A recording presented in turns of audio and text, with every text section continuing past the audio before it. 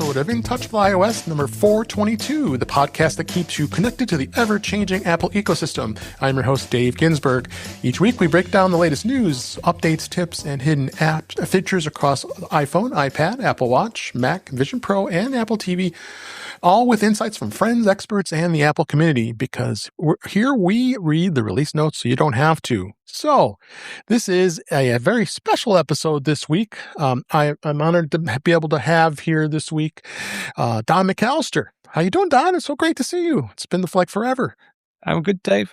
Yeah, it has been a long time indeed, but sort of semi-retired now, but I've come out of semi-retirement to come in and have a chat to you guys. I'm really look forward to it. For those of you who may not know, Don is the founder of Screencasts Online, the original premium Apple tutorial platforms that helped Mac, iPhone, and iPad users for nearly 2 decades. I remember meeting you virtually, and we I jumped on Screencasts Online right away, and I loved your tutorials because I loved giving them. And surprisingly, I never did any tutorials for Screencasts, and I probably should have, but because I do so many of them myself. But yeah, I really supported your team there, and it was a really great thing for what you did. And now, like you said, you started a new chapter. You sold Screencasts Online to Lee Garrett. He's doing an absolutely remarkable job with the service. Yeah, he's doing a great job. Yeah, so we're going to try to get him on one of these days too. I know it's times challenges too, so we really wanted to bring you on here because you started a new chapter. This is a pretty fascinating app called the Wedding Player, and this was the app that was specifically making wedding ceremony music reliable, simple, and honest. Panic proof, right? So.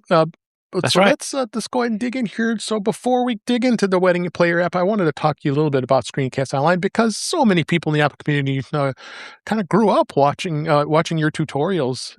As kind of a little history for everybody, started back in 2005, incredibly early in the podcasting and online video creation, that's for sure. And did you imagine where it would come when what it did? Yeah, well, I mean, podcasting in general has taken me a bit by surprise because it really has sort of, taken off. It's very much a mainstream media thing now, whereas in the early days, I mean, it was in its infancy when I first sort of started it. And again, the background story was that I wanted to do a Mac podcast originally. I just wanted to do like an audio Mac podcast. Adam Christensen was doing one, and I thought, well, that's a great idea. And then I sort of got a domain name, and I got all the gear, and sort of sat down to record my first episode, and then realized I didn't really have much to talk about. So that hasn't stopped any of No, us. it hasn't. No. I sort of well, I'm sure there's a use for this technology because I was fascinated by the being able to broadcast from your living room or from your home studio or whatever. And then I was quite early to the Mac then. I'd just bought a Mac Mini 3 or 4 months before, and I'd really got into the Mac, and I sort of persuaded one of my relatives to also get a Mac, but she lived 25, 30 miles away, so I couldn't really show her. So I thought I'd sit down and record a couple of videos for her, and one thing led to another, and I thought, well, this is I could actually, not just audio, I could actually deliver video as a podcast, and that sort of led into Screencasts Online. So it started off very much as a hobby. Yes, I got a great reaction, and then I sort of realized it wasn't an overnight thing. It took 6 to 9 months before I realized that, well, actually, perhaps I could start to make some extra cash and then make a living from it in the end. And in the end, I converted it to a full-time business. You sure did. That was good. Was there ever that moment which you ever realized that, wow, this really became a business? You obviously, it seems like you did.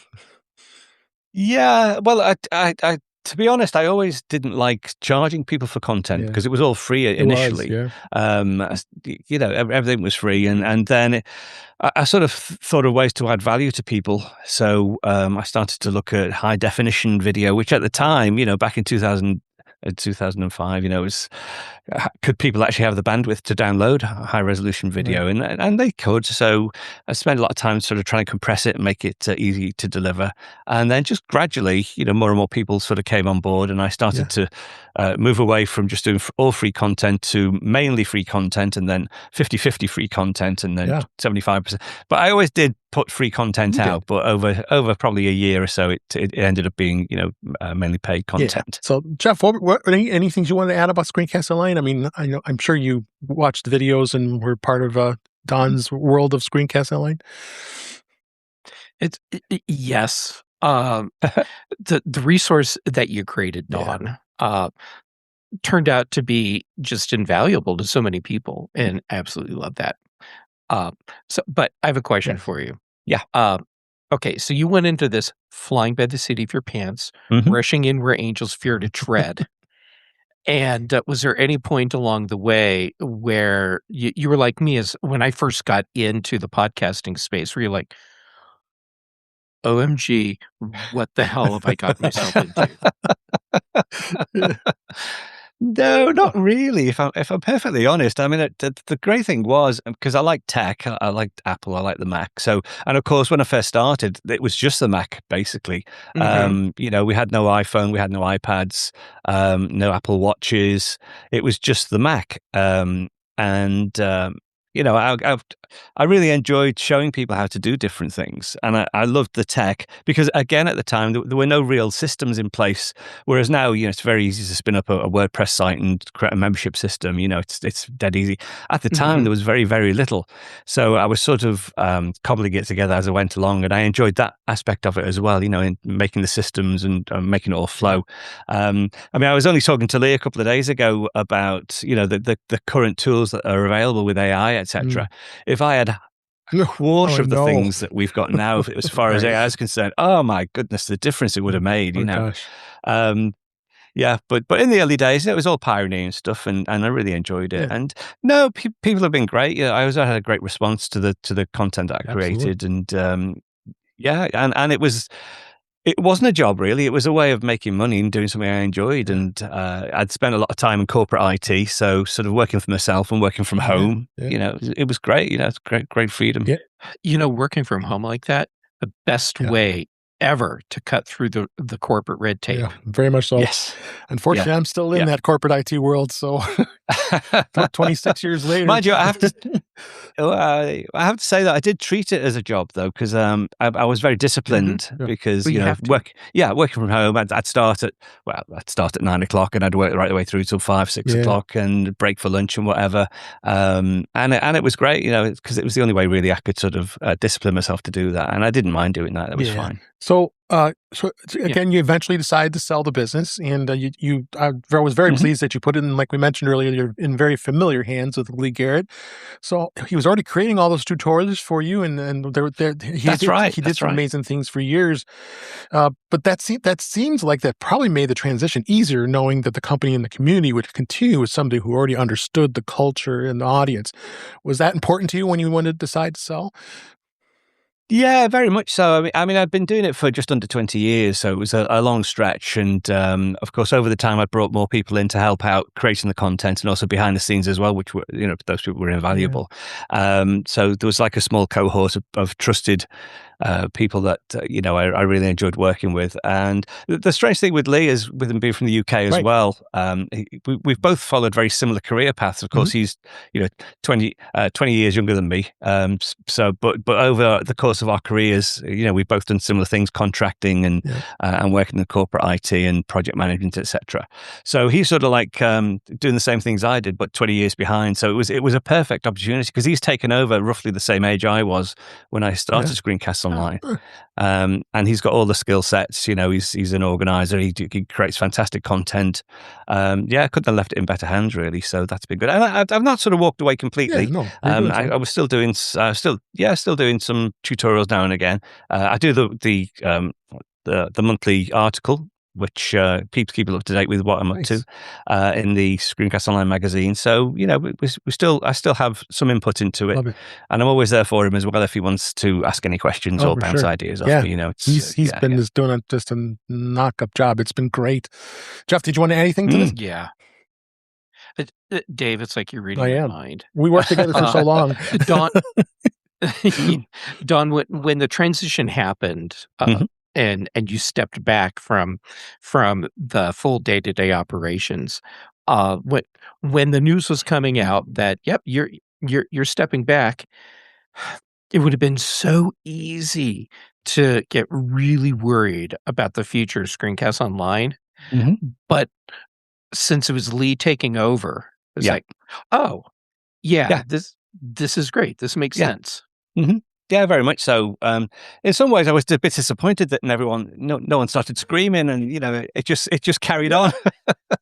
you know, Well, I'm sure I was missed, but we didn't get loads of people sort of leaving the service or anything. So it was a nice ordered, smooth transition from Lee taking over the operation. Yeah, it was good. Well, the fact that no one was, freaking out, to me, actually is the highest compliment for you, Yeah. because no b you had everything running so smoothly, Oh, yeah. and we all trust you so Yes. much that, so no pressure, but, Yeah.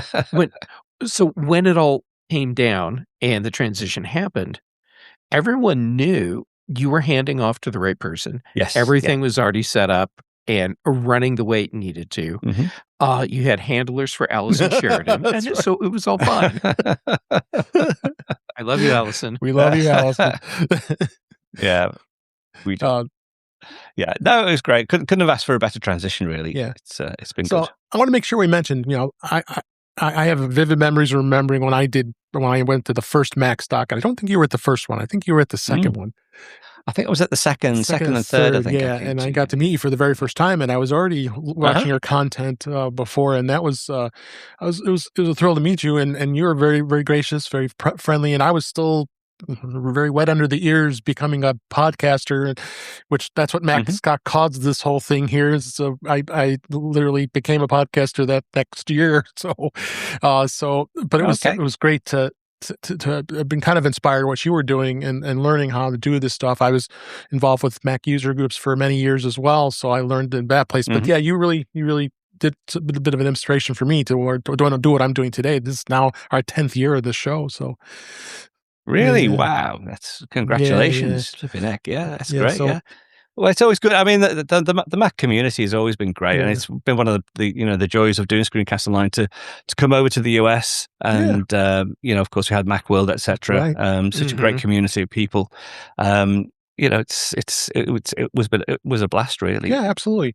So let's go ahead and what the really interesting thing that's happening for you now is your next chapter here that you decided to do. Wedding Player is obviously very different from Screencasts Online, and what I love is the fact that it didn't come from just a startup brainstorming session. It came from your daughter Nicola's wedding, and that was pretty awesome. Tell us how that started. That's Tell us how right. it started. Yeah, well, I mean, I've never really developed apps before. I mean, we have the Screencast Online mobile app, which allows people to, download the tutorials, etc. And I was heavily involved in designing that originally. That's going back probably 6 or 7 years ago now. We had to get a designer in Simon, a guy called Simon Wolf, who actually designed it and built it. But I had some hands-on sort of getting it through the App Store, which was, a whole.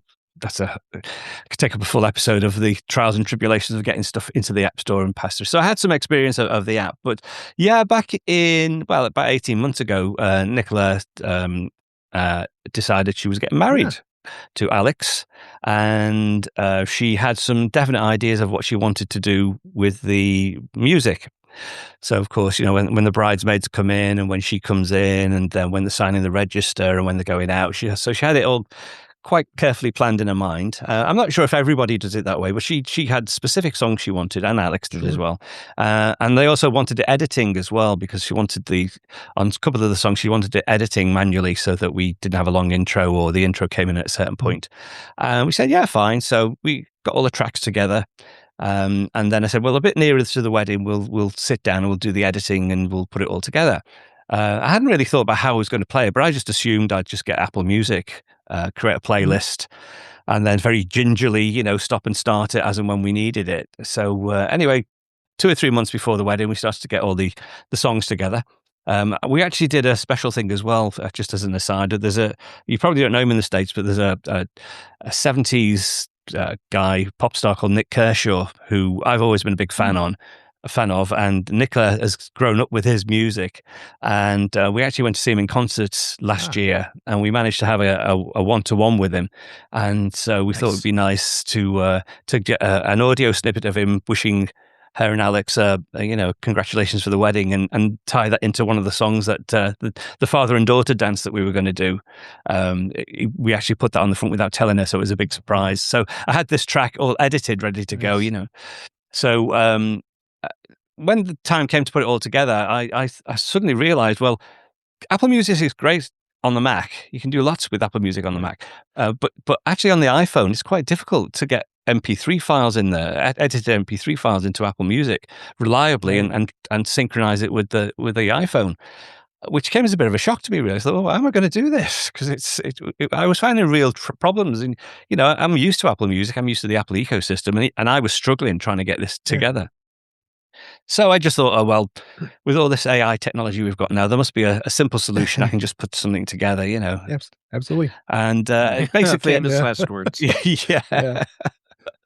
So I sat down and scratched my head and worked out what I wanted to do. So basically, I wanted a player that had sort of like specific playlists for each moment of the occasion. So walking down the aisle, a song would play, and then when she got to the end of the aisle, we would just hit a button that would fade out, and it would line up for the next bit, which would be signing the register. And that gap could be as long as it takes. And then when it was ready, we'd press another button, that would play, and then at the end of that particular moment, we'd hit another button and it would fade out, and similarly for the last bit. So I managed to put together a dedicated app to do that, and it wasn't that difficult, to be honest, because it was for a specific occasion. I knew exactly what songs I wanted, and put it together, created the app, and took it along to the ceremony. Fingers crossed.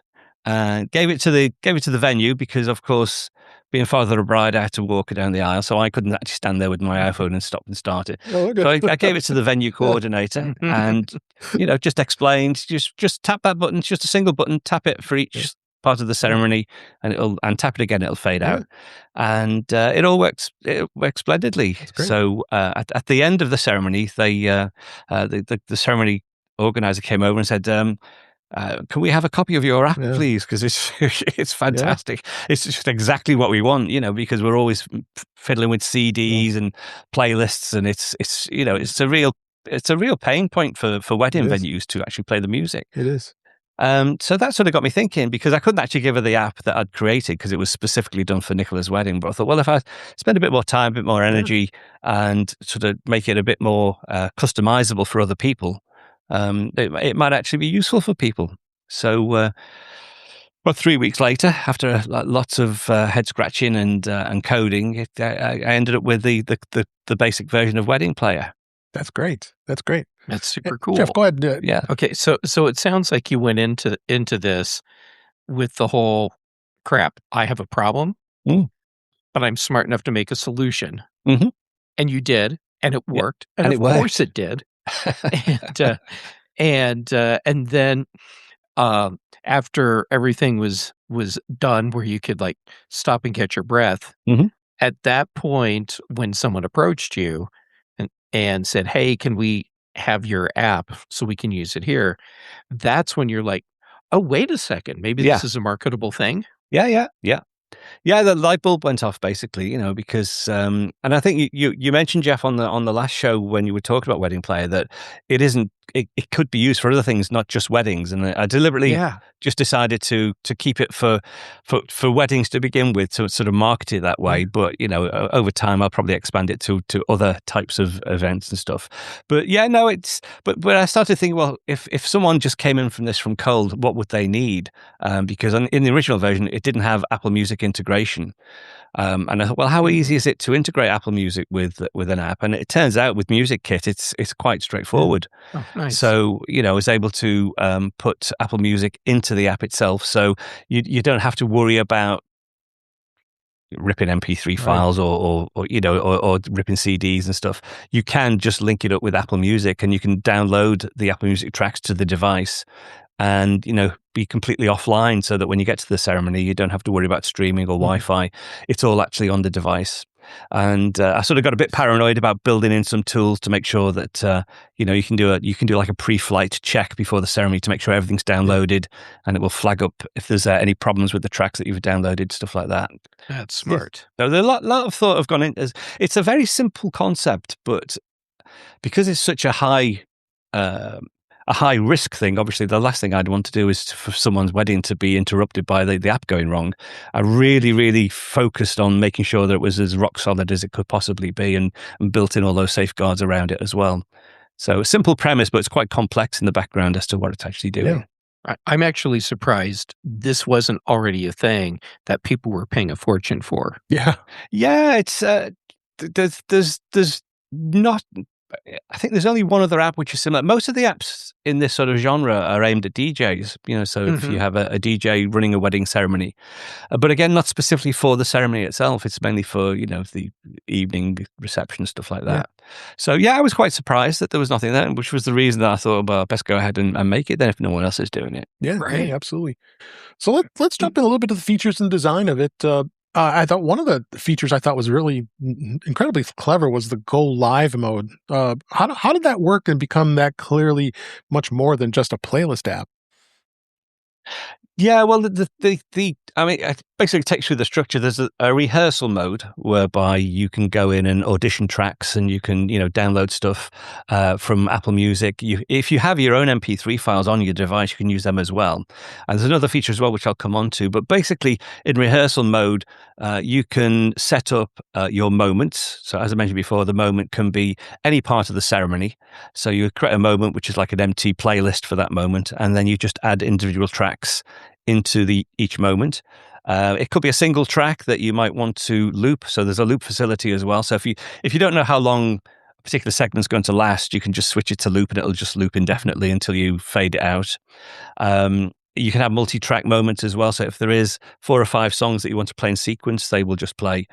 But what I wanted to make sure is that during the ceremony itself, it was sort of literally idiot proof. Yeah. So within Go Live mode, I've included a new release which has literally just come out today, 2.1.3, I think it is. There's a pre-flight checklist that checks. It reminds you to make sure that you've got airplane mode on, to make sure that it reminds you to put Do Not Disturb on. It checks that all the media that's in the playlists in the moments is actually downloaded to the device, and then it drops you. Once you've gone through all those checks, you're in Go Live mode, and I've taken away all the editing features from that point on, and I've also made sure that you can't actually just tap something by mistake to make it jump to the next track or to another moment. So everything is sort of gated, so that if you do hit another while it's playing, if you hit another moment, it will come up with a prompt. Are you really sure you want to? Is this a mistake, basically?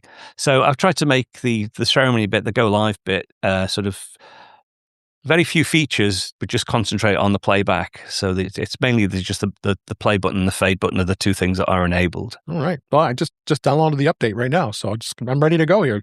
All right. 1.3, and I saw all your. That's great, Dan. And that's one of the things with app developers. I don't. This is amazing. You just went through a great narrative of what you added and what you changed, because some of them are just bug fixes, and they're always the. Oh yeah, I really love yeah, this. yeah. This is really well thought out.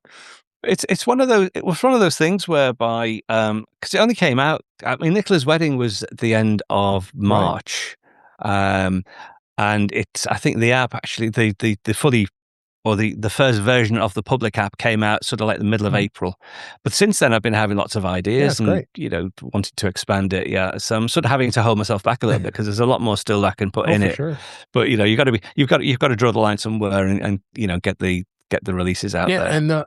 Then the other thing I really love the fact is that you have the app works offline. I think that was incredibly smart. I mean, because you can never rely on Wi-Fi. We know this for a fact. It is very unpredictable, and you don't know. And that's why I would, even when I would set up presentations in the corporate world, I'd say no. If you want to use a YouTube video, let's download it and put it right into the presentation. So the same thing with this. I mean, because you download the music from Apple Music. It's on local. You don't have to worry about it, and then have it ready to go and all queued up. And I think that was a great thing. I'm assuming that this was just a not negotiable. You had to do this, right? Yeah, it had to be an offline service. And one of the other things as well is that there is a technical barrier for people to actually get music onto their device, which Apple Music takes that barrier away.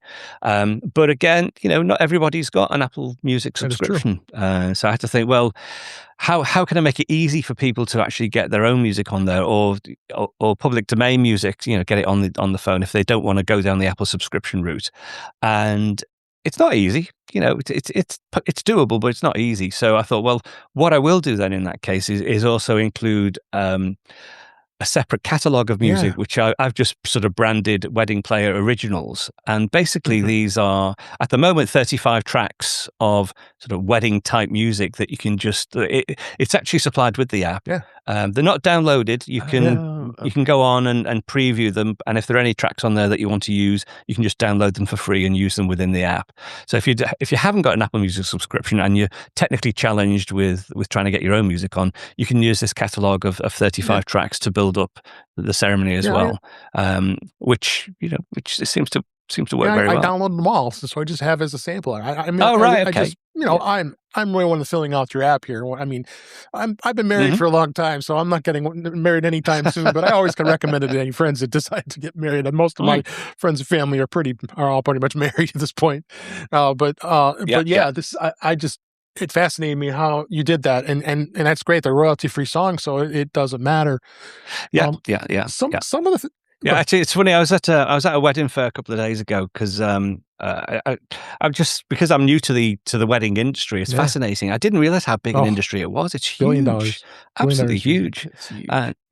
And I was at a local wedding fair just to as a networking thing, really. And I met a magician there who's he does weddings. He's a magician, and he was looking at the app. He said, "I could actually use this." Because in my set, because I have corporate shows and I have wedding shows, and this is a structured way of dealing with my set. And I thought, well, yeah, sure. Yeah, that's cool. So it's interesting. Go ahead, jump in here. What do you got on this?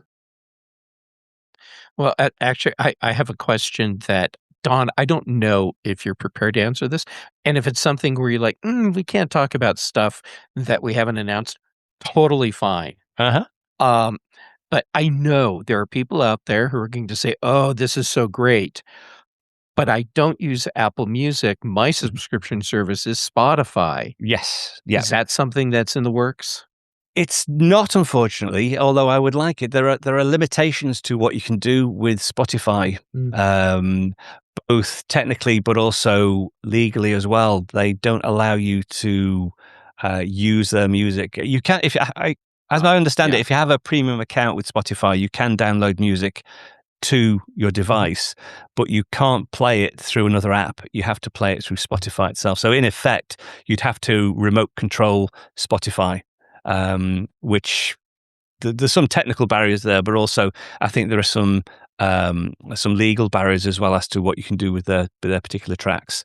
I did fear that I might have a similar issue with Apple Music, but actually no.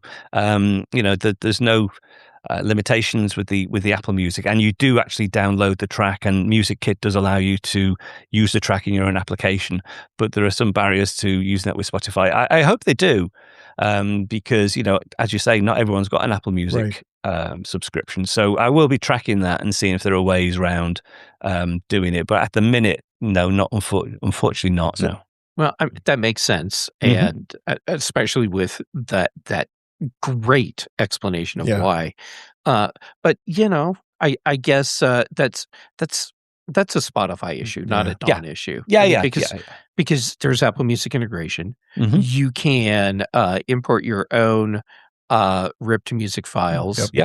And you can download your own royalty-free music that you made available. So there's plenty of options. Oh yeah. And of course, my favorite application, or one of my favorite applications, is Audio Hijack, which of course I can't promote, but if you can, because Allison loves if people are, people, Allison will tell you all about it, and then great, some.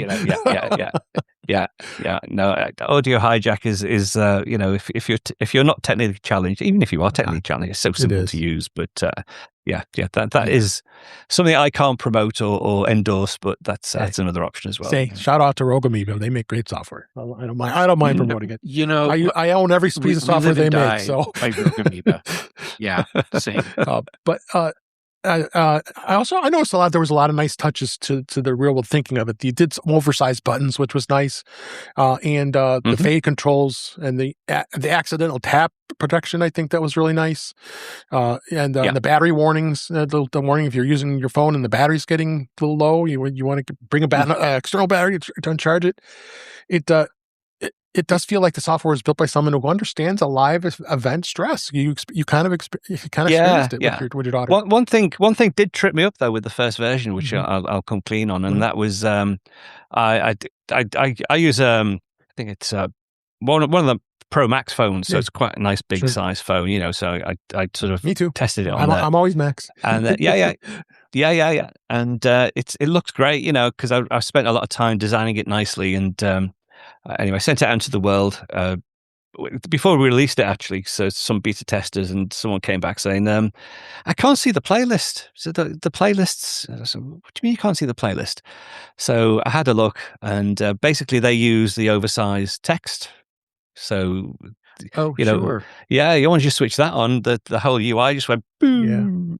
Just blew out because it wasn't engineered to use oversized text. So I thought, oh my goodness, how am I going to get around this? But again, there are mechanisms and techniques built into Xcode that allow you to sort of override. It's still large text, but it enables you to design the app so that it doesn't actually spoil the interface. So it's all protected now, so that if people do use smaller phones with large text, it still works on those phones as well, which is great. But that did give me a thing. How am I going to get around this? But no, it's all built into Xcode, so it can handle it as long as you know to tell it what to do. No. And people, this is why we say don't install beta software on mission critical devices. Exactly why we say that. Yeah. Say it all the time on the show. Going back to Apple Music real quick, when the song downloads, I believe my understanding is it downloads like you're creating your playlist or songs that are downloaded in Apple Music, and then the app pulls the music to play it. Is that how you designed it, or is it something else different? Yeah, you don't really get to see the music. It will download it in Apple Music, so you can play it through Apple Music if you want, and then the app actually interfaces with Apple Music and can actually play the track from within Apple Music. So it's quite nice, actually. One of the mechanisms I've built in to make sure that the song is downloaded is that it will actually create a wedding playlist in Apple Music. So all the tracks that you've built into your moments, you can actually switch across to Apple Music and see them in a single playlist and make sure everything's downloaded at that point as well. So you can download them all in a single playlist. Yeah.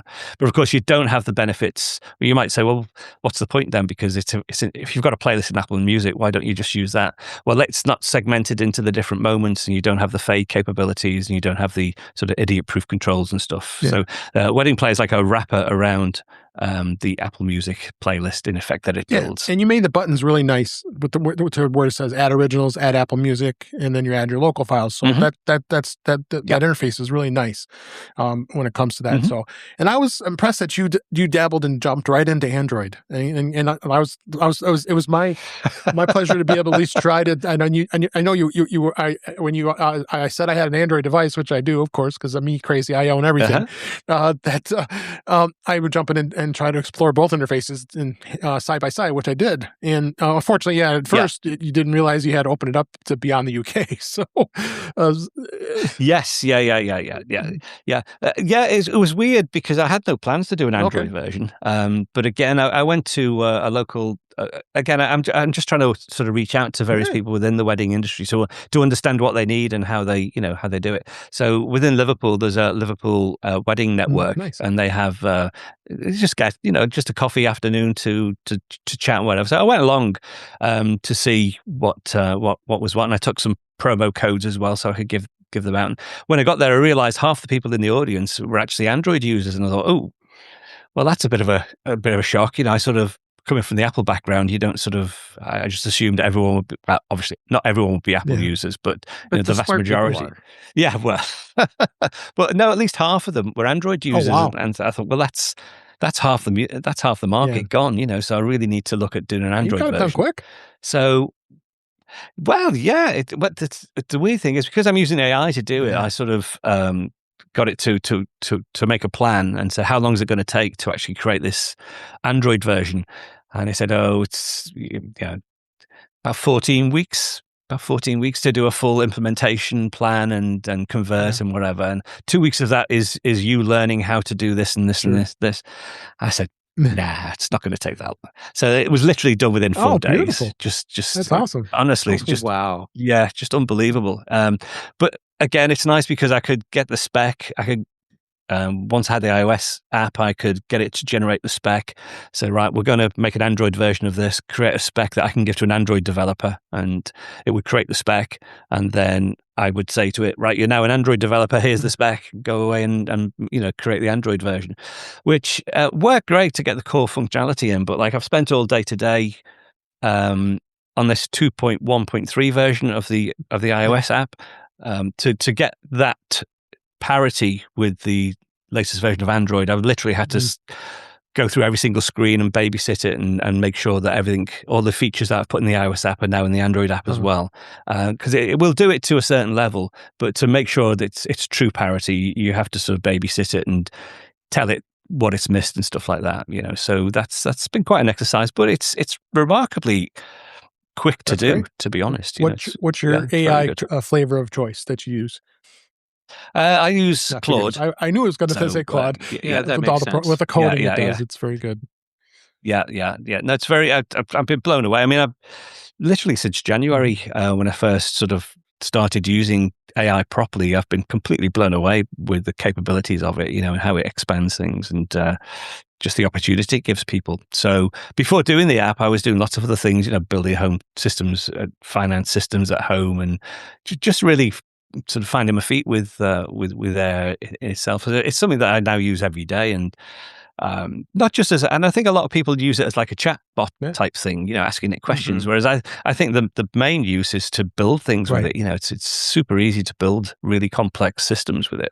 So I've been getting into that. Yeah, I figured that had to help you a lot. I mean, I've been very side to ChatGPT. I'm using that most of the time for my everyday stuff. Work, I have to deal with Copilot, unfortunately, because corporate Microsoft say no more.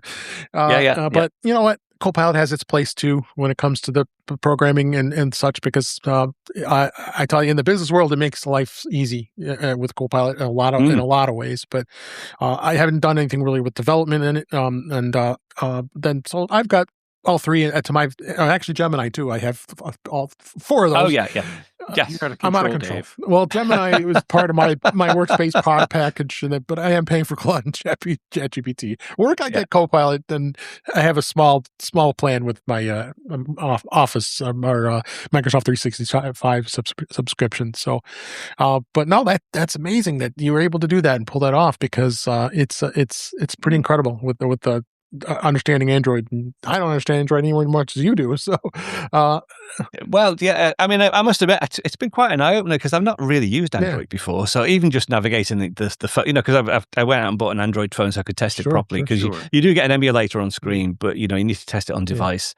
And I've actually just ordered an Android tablet, because when I was doing the Android work today, I said, well, how does this work with a tablet? And you have to build the tablet side of it, because if you don't, I think they obviously they won't publish it on the tablet store, but they also downgrade your app if you haven't got a tablet version as well. So so we'll have a so we'll have a tablet version probably by the end of tomorrow with the speed it goes. Nice. But I did not explore the iPad. Did you specifically design it for iPad as well? It is available on the iPad. Yeah, it's pretty much it's exactly the same functionality, but obviously with a larger screen, we have, instead of having all the tracks below, the tracks are in a sidebar. So you did adjust. So it looks really nice on the iPad. I'm gonna try it. Yeah. This thing called work. Because I think venues will probably want to use an 100%. iPad because I want to extend the venue side of it. Because so basically, there's two licenses. Basically, there's a license for couples who are planning their own wedding. They're going to use it for 6 months before the wedding and have the rehearsal mode and then use it for the ceremony. And then they probably won't use it much after that. I mean, they still might use it later on for birthday parties and doing their vows and whatever. Sure. But there's a singular net purchase for couples, which I've priced at $7.99. Yep. So, a one-off payment and it's yours forever. You have to nothing. Yeah, there's no subscription or anything. So that's the couples version, and then there's a version which I've called the wedding professional version, which is aimed at venues, aimed at celebrants, aimed at officiants of weddings who do multiple weddings. They might do a wedding every week or whatever. And so I've just at the moment built in a reset feature in there. So you can see there that's $49.99 an annual subscription. Which again is nothing for someone who's doing like that pays itself in their first wedding. Yeah. So that's got a reset feature in there so that they can just clear it out and start again with the next wedding.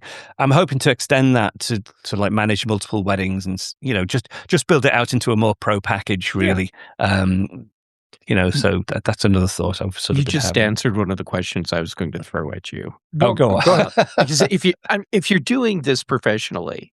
Mm-hmm. You don't have just one wedding that you have to manage. So being able to have multiple weddings set up in there, it totally makes sense. So just switch that's between. On the way. Yeah, that's on the way. Yeah, and also things like if there's no iCloud syncing in there as yet, but it would be useful if you've got an iPad and an iPhone.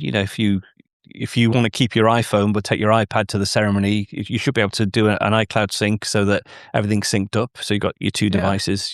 So that's sort of in the works. And then also in the future, it could be that you sync your iPhone or you transfer your information from your iPhone to a venue's iPad. So there's sort of cross-device synchronization, stuff like that. So lots of things that I don't want to make it too complicated. But this makes it fun for you. I can see lots of ways of making it. Yeah, it makes it fun for me, and I think it's it would be genuinely useful for people as well. Were you looking at all with the Mac? I mean, I dabbled with it because you did allow it to be able to use the iPad version of it on a Mac, but it wasn't as it crashed a couple times, which I kind of tended to expect. But Yeah, I sort of no. That's again on the roadmap to do a proper Mac version, but I think I'm not sure how many people because initially it is aimed mainly at couples. People probably aren't going to take their Mac along because there was a few technical issues with actually porting it across to the Mac as well. So I thought, no, get it out the door. We'll do it on iOS first, and maybe that's part of the Pro version. There you go. Could be. Yeah. Anything else you wanted to add, Jeff? It's okay. We could go on for hours. No, we won't do that. It's late for Don. No, we won't do that. So instead, how about if I say, Don, I'm super impressed with what you've done here. Oh, thank you. And I know you, and I have very high expectations for everything you do. So for me to say, wow, I'm super impressed, that's saying a lot. Yeah, good. No, thank you. Yeah, well, to be honest, I've put a lot of effort into making sure that it's it's robust, and it's good for people. Absolutely. I think I might have lost the stream. Oh, you're back. Sorry, I think I lost the stream for a second there. No, I just got boring for a second. That's all. No, it all went. So yeah. So no, I put a lot of hours in, a lot of effort, because I don't want to. Well, actually, I don't like letting people down, so I want to make sure it's a good product. You never have for us. People can rely on it. But let's mention again. The couples version, you said it's one time charge, $7.99, and that's a one time for couples. And if professionals, will have a per year fee of $49.99. Why don't you tell everybody about where to go and what to look at for your website, as well as anything else or where we can find you? Yeah, sure. Well, the website is weddingplayer.app. And it's also available on the App Store. Just search for Wedding Player or Wedding Ceremony Music. But Wedding Player, as I say, it's the only app that actually does that particular function. So it comes up quite quickly. But yeah, they're the two main places. I mean, we've got again, it's really interesting because it was Nicola's wedding that's actually started all this. So Nicola's actually been getting involved. Nice. So she's been doing some of the social media side of it for me. So we've got a little, we've got a little Instagram account going, and we've been doing some TikTok videos. TikTok videos are taking off. They are. Yeah, so I think the couple that she did, I think she's got about 5,000 views. Holy cow! I better go check her out. That's amazing. awesome. Yeah. I want to see those. Yeah, well, she's enjoying it because it's quite, she's obviously she's a lot younger than me, so she knows what the kids like.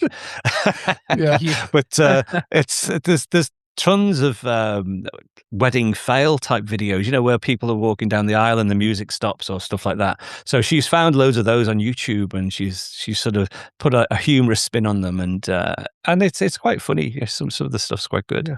So she's doing that. So we'll probably do a bit more on that side of things. But again, it's all weddingplayer.app. If it expands, you might end up on Screencasts Online. You might know somebody. Well, yeah. I was going to ask you who is doing the Screencast Online for wedding app. I will probably volunteer for that. I would think. Yeah, I hope so. But to be honest, I've wanted to get it to the version that's released today. I think I'd be quite happy to do a show on that. So I need to get the Android. Another thing that surprised me is the Android release mechanism is more complex than the Apple one, which surprised me a lot. Because with Apple, although it's quite a rigmarole to get it through the App Store, Android have a 2-week waiting period. So you have to have at least 12 people testing it for 2 weeks before they'll even consider putting it in the App Store, which I'd never heard of before. And of course I didn't realize. So for the first week or week and a half of having the Android version, I hadn't sort of put it out to testers. So I sort of lost that period. So okay. I think we're down to about another 8 days before it can actually be released. Right. Okay. So you didn't get enough there yet. Yeah. Okay, good. Well, that could be a small part of it for you. Please get that going for you. Thank you for that. Yeah, absolutely. So it's all good. All right, great. And again, let everybody know where people can find you besides Wedding App. Well, I'm still on X as Don McAllister. I think that's the only place I hang out these days. Okay. So great. Yeah. Just find me on there, or you can always send me a message. Of course, we've got the weddingplayer.app domain, so don@weddingplayer.app if you want to email me, or that's more than welcome. All that in the show notes. So appreciate you being here, Jeff. Let everybody know where they can find you. Well, when I'm not apparently stalking Dawn, Jay Gamet on the various social medias, but mostly Mastodon, Pixelfin, and Blue Sky. Then for shows, all right, here we go. Tuesdays on Chuck Joyner's Mac Voices Live. Thursdays on your In Touch with iOS. Then for the British Tech Network, The Big Show and The Mac Show, Brian Chaffin and I do The Context Machine. Patrice Brendamore and I do Retro Rewatch, and I feel I'd be remiss if I didn't tell everyone, hey, I revived my old tech blog, so jeffgamet.com is out there now, and I revived my coffee shop blog, so Fresh Brewed Tales is out there now too. More stuff to follow. Wow. Well, it'd be wow. We're both keeping busy. That's sunny, yes. Yeah. Don, I have. Oh, I'm sure you do. So let me go ahead and close out real quick here. That's a wrap for this week. Please send your comments, questions, suggestions to our email address, which is feedback@intouchwithios.com. You can follow us on Blue Sky and Mastodon at InTouchWithIOS. Support the show. Buy me a coffee at intouchwithios.com/coffee. We'd really appreciate it. You can become a patron of the show by going to patreon.com/InTouchWithIOS. We have 2 tiers available to support the show. We'd really appreciate it. And you can subscribe to the show in your favorite podcatcher, including Podcast, Overcast, Apple Podcasts, and many others. You also can follow our YouTube channel, which is youtube.com/InTouchWithIOS. We usually stream on Thursday nights at 8 p.m. Eastern Time, 5 p.m. Pacific on our show. And I have our occasional guests here, which I was so thrilled to have you here this week, Don. And where you can find me is here's my list here, Don. It's I do the Neo Notebook with Marty and Eric. We just talk about the MacBook Neo. That's on Sunday nights, Monday nights, which actually tonight after we're recording this show at 8 p.m. Eastern is the Vision Profiles podcast, since I have a Vision Pro. And we do that. And then Tuesday nights, like Jeff mentioned, and Mac Voices Live. Thursdays, we record the show normally. Then Fridays, we're keeping the Mac show alive here, and we've been doing it for many years after you just have left it. And that's at the British Tech Network. So having a lot of fun. Lots of podcasts, but we enjoy doing it. And plus, I can't forget to mention MacStock, macstockconference.com. Go there. Mm-hmm. You can go and check it out. David Pogue's going to be at MacStock this year. He's going to be speaking as well, doing an evening with David Pogue and have his amazing entertainment, because he is really a very entertaining guy. I'm speaking, Jeff speaking, Chuck Joyner speaking, and all our friends, Dave Hamilton. We got the whole crew's coming. Doc Rock, Katie are going to be there because Ecamm is going to be there doing a conference the day before, which is the Ecamm Creator Camp Mac Edition the day before. So that's July 9th, 10th, 11th, and 12th. So 3 days of MacStock, 1 day of Ecamm. But if you go to that website again, macstockconference.com, and use the offer code INTOUCH, you save $50 from the price of admission. We can't wait. This is the 10th year for MacStock, along with my 10 years here in Touch with iOS. So we're having some great times to celebrate for having such a fun time all these years going on. So with that, thanks, Don, for being here. We hope you enjoyed this special episode, and we'll have another episode coming up this week, our normal show later this week. But until then, thanks again for listening and watching, and we'll talk again soon.